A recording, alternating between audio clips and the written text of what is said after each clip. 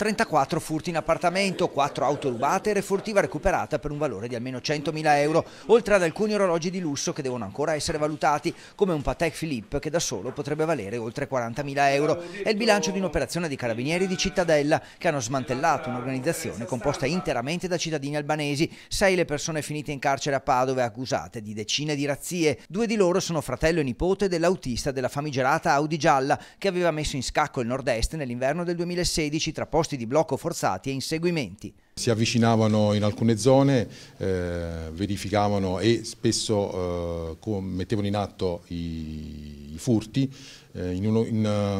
Più furti, potevano andare tra i 4 e 5 anche alle decine alla volta, e poi rientravano. I carabinieri sono convinti di aver individuato i colpevoli grazie alla loro tecnica sempre uguale: auto rubate poco distante, ingresso dalle finestre e il saccheggio di tutto quello che trovavano, anche con i proprietari all'interno, per poi fuggire saltando da altezze incredibili o scendendo lungo grondaie e alberi. Secondo i militari, i colpi sono stati messi a segno in tutto il nord-est, soprattutto nelle province di Vicenza, Venezia, Treviso e Padova, ma anche in Emilia e Lombardia. Altri 20 componenti della banda sarebbero in via di identificazione da parte dei carabinieri.